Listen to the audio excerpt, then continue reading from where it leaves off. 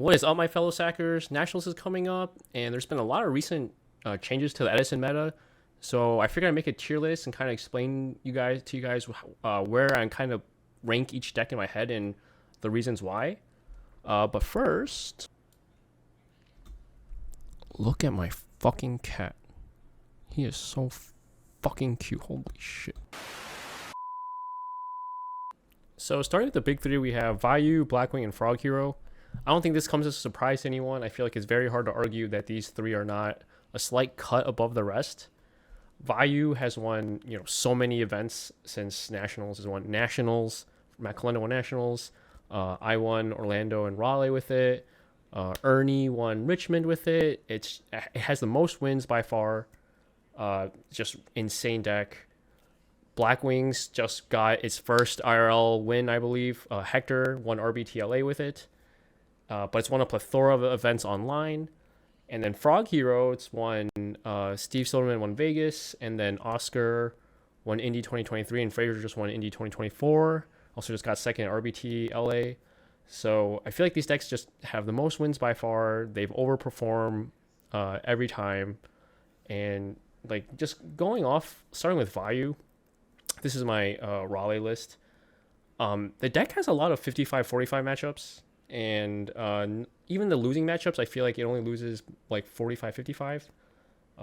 That's all debatable, but the point is the deck is really consistent, really powerful, and when it draws Dark Armed, Burial, Return, it just has so many random bombs, and then the side decking is just insane too, because DDV and Oppression are bombs in a lot of matchups, so it just gets to play more and more bombs in games 2 and 3. So I feel like that's the strength of the deck. It's very good games 2 and 3, very consistent. It's just everything you want in a deck. And then moving on to Blackwing, this is HT19's list. Shout out to Hector from RBTLA. It's got the new triple jar Yada tech. I don't know if that'll be a mainstay, but the deck is obviously also similar to Vayu in the sense where it's consistent, very powerful, and Whirlwind is an insane card. The thing, I have a kind of hypothesis on why it doesn't have as many IRL wins or IRL even just placings compared to online. And I don't know if this is going to flame anyone, but I just don't think there are as many strong in real life Blackwing players compared to online. Online you have Ludo, Yondaime, they're really, really good with Blackwings, but they don't really play IRL. So maybe a lack of stronger Blackwing players makes it so this deck doesn't perform in real life as well. The deck, I know there's a stigma where this deck is it's easy to play, you just have to open Whirlwind and you're good. But when you watch good players play the deck, they play it different compared to the Unga Boonga Blackwing style that people kind of give this deck crap for. So just something to note that I've noticed for the IRL results. And then for Frog Hero, this is Fraser's list that he won with YCS Indy. Big fan of this list. I don't know about Dandy Future Fusion, but the other 39 cards I feel are really, really good. And this list this deck, I'm sorry, is really obviously insane. I feel like some people think this deck is worse than it is because you have to be good to play this deck well. At the highest levels, this deck is crazy good. The best players don't misplay with this deck, and it just punishes. If you can't get an edge on this deck early, it'll set up the dupe block, it'll start poking with Unifrog, start poking with Stratos, Alias, then it'll drop the Monarchs, it'll drop the Miracles, and you just can't outtrade that. You have to kind of sack the deck in a sense. But yeah, the deck is just very, very strong, and I feel like the crazy thing is I don't even feel like this deck is solved. Blackwing and Vayu is pretty solved, I feel like. There haven't been too many crazy changes recently with those decks. And there's a solid 36 cards. But Frogs, I feel like there's a lot you can change around. There's people playing Upstart Goblins. 10-foot has a popular trap heavy list. People are playing Lad. The list that just got second RBT is playing 5 draw traps, Sangan, second junk, Tragodia. So there's a bunch of experimentation with this deck. So this deck is definitely still gonna, if anything, the deck is just gonna get better. So this next tier, can win tournament. These decks are all on the rise or kind of on the downtrend, but they were like higher up. And the crazy thing about these decks is, one, I don't think any of them are solved or not even really that close to being solved. And two, like when I look at the tournaments that they top, it's normally the same group of individuals or same individuals that keep topping with the same lists. It's not like the top three where you'll just see like Vayu, Blackwing, and Frog Hero top all the time, and you'll see a name that you've like never seen before, and they just topped with it because they got carried by the deck. Like these players actually just kind of almost one trick these decks and consistently do well. And the fact that these players are such such a small percentage of the player base, and they consistently do well, and people are not playing these decks, just shows like how high the conversion rate for these decks are. So like, for example, Dragon Turbo, this is Raikoko's winning list from the recent RBET. This deck like is getting carried by mainly one individual Ghostwriter. There are some other individuals that picked up the deck that are known for other decks or play other decks and consistently top. So there's good players playing this deck. My point is, this deck has a high conversion ratio, and it's getting carried by a small group of individuals. So why is this deck not being played more is beyond me. Like I don't want this deck to be played more because I'm not a fan of playing against this deck. I don't think a lot of people are, but it is undeniably very good, and I don't think the deck gets enough credit for how hard it is to play. There's definitely a stigma where this deck is considered like a casino deck, and I think that's true to an extent, but this deck, more often than not, won't draw the crazy good hands or the crazy bad hands. It'll get the mid hand. And the good players like Ghostwriter, they know how to navigate these mid hands. And so by doing that, they make this deck seem broken. Like this deck is the most modern-esque deck out of every Edison deck in my opinion, and it's just crazy how good and underslept this deck is. Next, Amaryllis. This is Adam's list that got second at YCS Raleigh. I don't agree with one specific card, but other than that, I think this list is really, really clean. The recent addition of Miracle Fertilizer really put this deck or gave the deck another boost of power that it really needed. And the side deck is really creative. Like the one Gale, the one Aaron, I think Brain Control, they're all really cool. And not only are they kind of cute, but they are also just good. And the fact that this deck has been consistently topping since Raleigh, and it's literally getting carried by a small group of individuals, mainly Team Lil Man Yu-Gi-Oh! Shout out to them.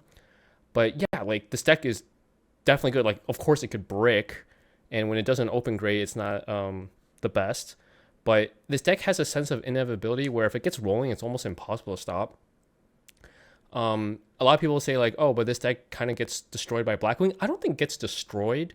Like it definitely doesn't have a favorable matchup, but I don't think it's like 80-20 in favor of Blackwings. I don't think it's like that far lopsided at all.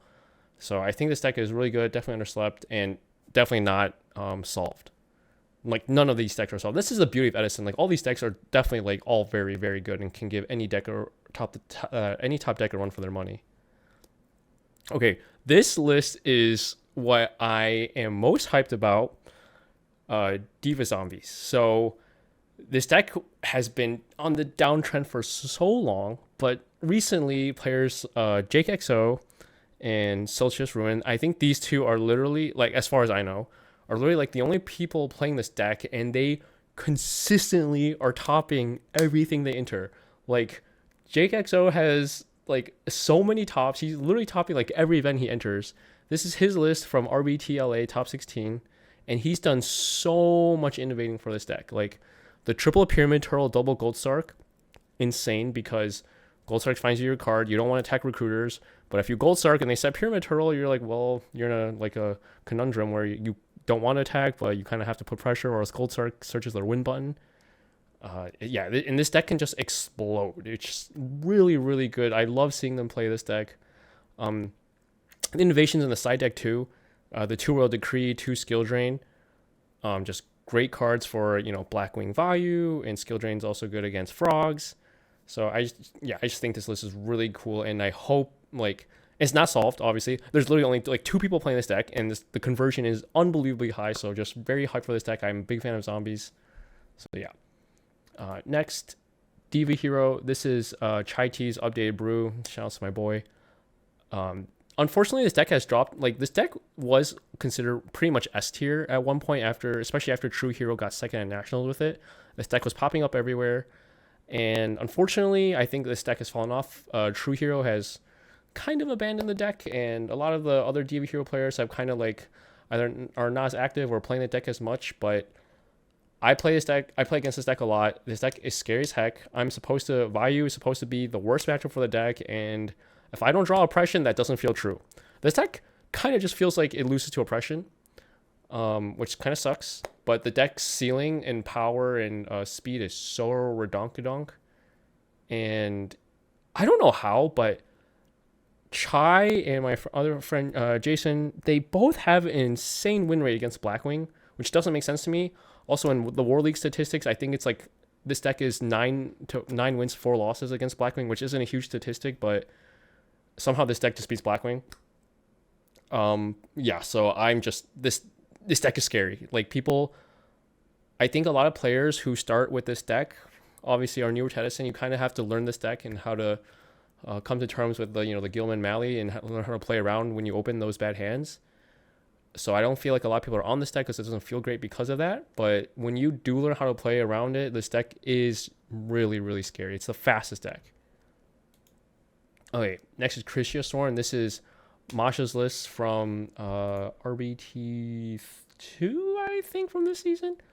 But yeah, so this, I mean, everyone's played against this deck, I'm sure by now. This deck is like ridiculously scary. If it opens like, a charge and the recharge, you kind of just lose almost on the spot. Christia is, in my opinion, like the best boss monster in Edison when it's dropped. It kind of just seals games by itself. So, which is like the main reason to play this deck, along with Judgment Dragon, of course.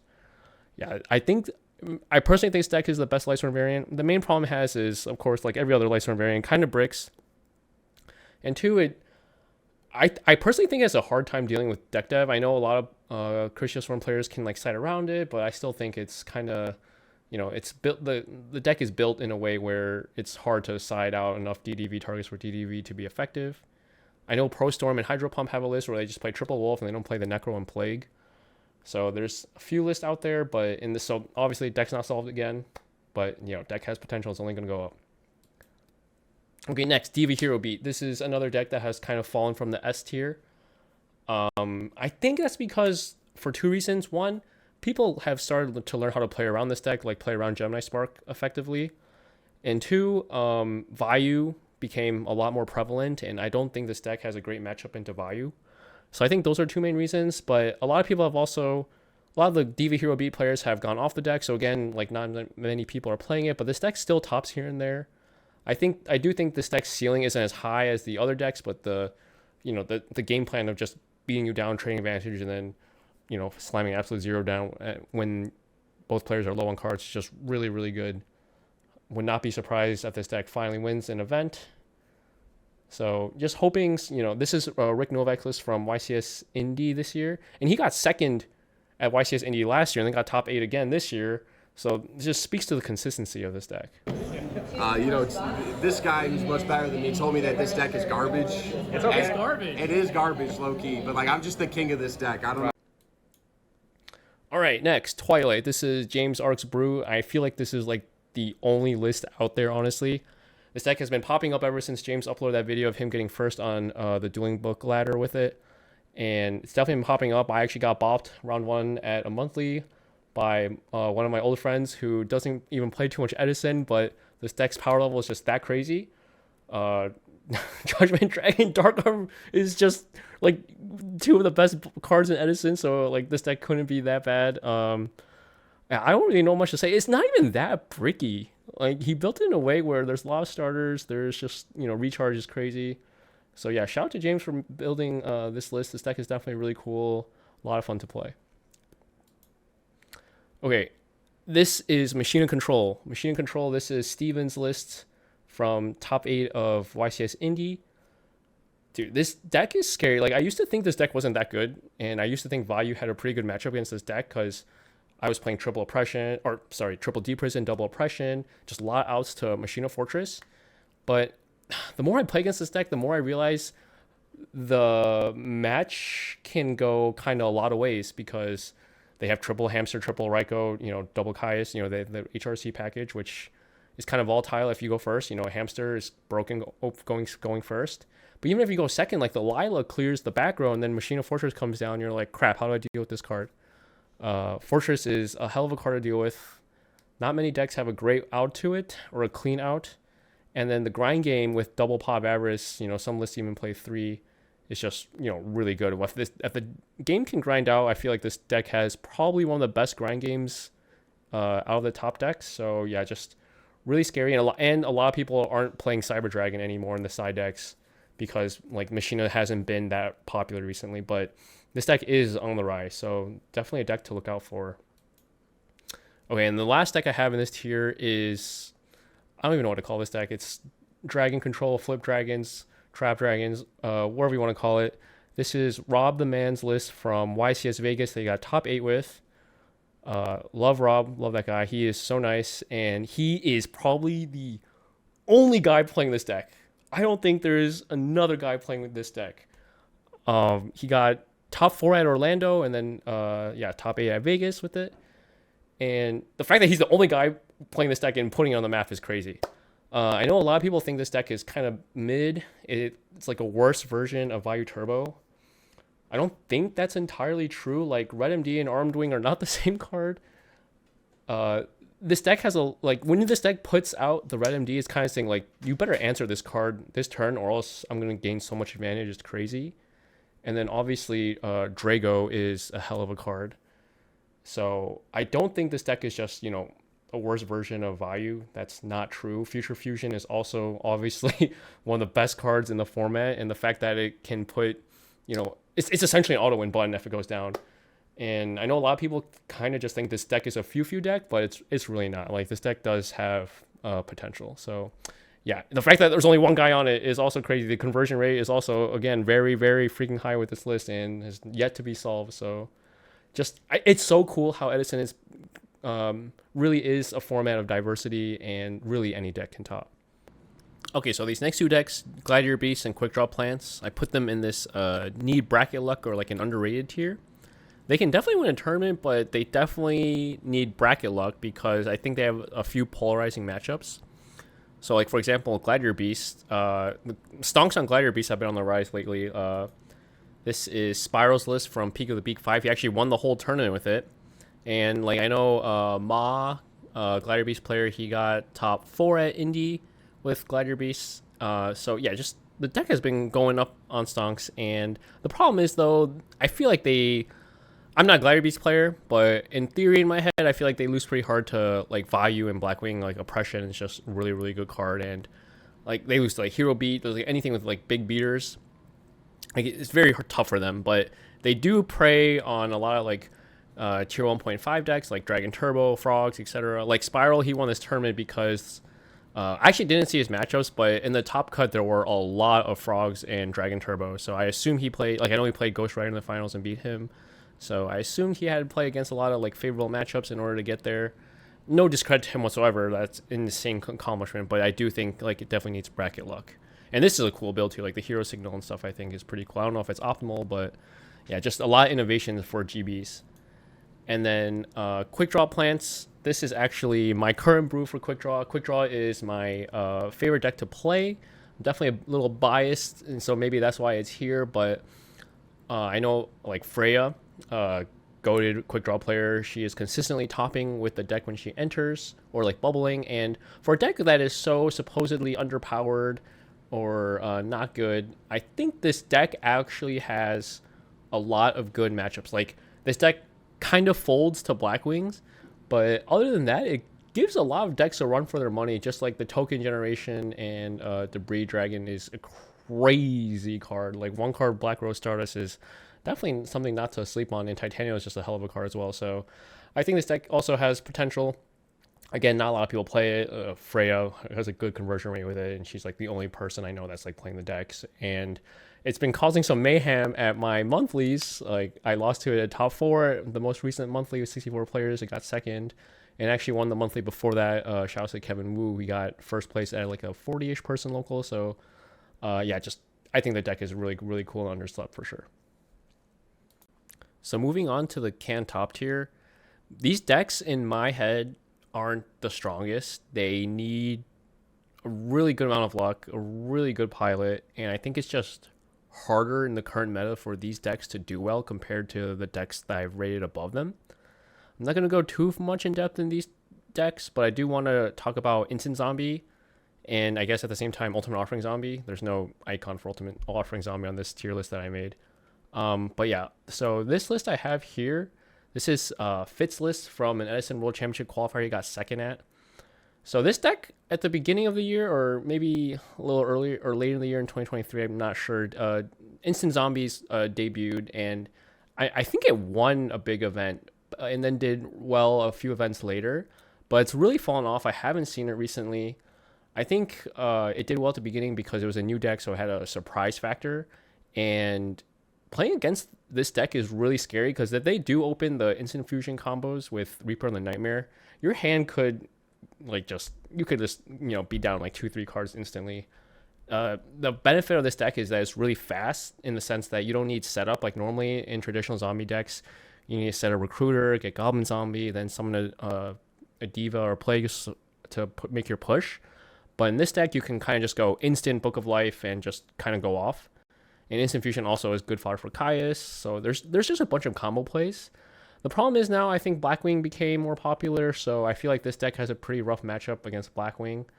Oppression and DDV are a hell of a cards, and now people know like how to play around it a little more. Like they expect the Reaper of the Nightmare, they expect Instant Fusion, so they're set the traps in a way to make it harder for the Instant Fusion plays to go off. So yeah, so I haven't seen this deck do too well recently, and the other deck I want to talk about though is the Ultimate Offering Zombies. This is Beast Mode's deck that he's gotten top 8 at Deck Devastators and the big ENT Collectibles tournament. So my man is literally the only guy playing this deck, I'm pretty sure. I don't know anyone else who's playing this deck. So his conversion rate is crazy. Beast Mode is an insane player. Check out his channel. He is just killing it with zombies consistently. He really knows how to play the deck. And that's just another reason why I want to talk about this deck, because it's another case of one guy is carrying this deck. Like this deck wouldn't even be on the map if it wasn't for Beast Mode and James Arc. James Arc made the deck, I'm pretty sure, and then hasn't really done anything with it since. But Beast Mode took it and just like, this deck is heat. I'm gonna play it, and he's just been piling it to great success. So it's just crazy to me how underrepresented some of these lower tier decks are, even though there's clearly like a reason to play the decks when like this one dude is like doing well with it. The rest of the decks in this tier, Chaos Fairies, I haven't really seen it do much. I know Carpath kind of plays around with that deck, but he plays around like Neospatians and stuff too. So he's kind of like one of the only people playing that deck. Hopeless Value, Norlaris, is, I know it won a European Nationals, I'm pretty sure, late last year. But other than that, I haven't really seen it do anything. It is a very scary deck though, because it can just, go off and, put you down to no cards instantly, but I don't think it's very consistent, and it kind of loses to DD Crow. And then Hero beats done Pure Light Sword and Frog Monarch. I think Diva Hero beat Cristia Sword and Twilight, and Frog Hero, whatever, are just all better versions of that deck. And then the last tier I've named Kamikaze. This is because I don't think these decks can top. They are not good. They are not consistent. However, they can beat any deck. Like if I play against Fish OTK, I could definitely just lose to it. Like anyone could, right? But that deck is not going to top the tournament most likely. And I think the only performance Fish has had is with James Arc. He got second at YCS Richmond and lost to Ernie in the finals. But other than that, I don't think it's done anything. Dark Calling was a really hype deck. It topped the PS5 tournament, and I think that's how it kind of got on the map. And people were like, whoa, this deck is crazy. But it is just very inconsistent, unfortunately. And then Pure Fairy hasn't really done anything since, I believe, Pro Storm won RBT Rulers with it last year. Or maybe that was 2 years ago now, wow. And then Gemini, I know Gemini is a really cool deck. It's been put on the map for all the crazy combos, but at the end of the day, it's just not a consistent deck. But hey, if it pops off with Lone Fire Blossom or the supervised combos, it can just beat anything. So Yeah, but in the end, I just don't think they're good enough to do consistent in like a 8, 9, 10 round tournament. But they will ruin your day, so that's why I called it kamikaze. So yeah, let me know what you guys think about my list. If there's any changes you'd make or anything you want to add. I know there's some decks that aren't on here that are like relevant, but I haven't really like. I don't think they're either played enough or like they're too new or just not good enough for me to put on this list. Like I know Machina Quick Draw, for example, just topped RBTLA, so maybe that's a new thing. And I know the Forgs deck or whatever, the frogs with Death Frogs, Synchro, Fishborg Blast or whatever deck. That deck seems pretty powerful, but I haven't seen enough to really rate it accurately in my opinion. So yeah, just let me know what you guys think.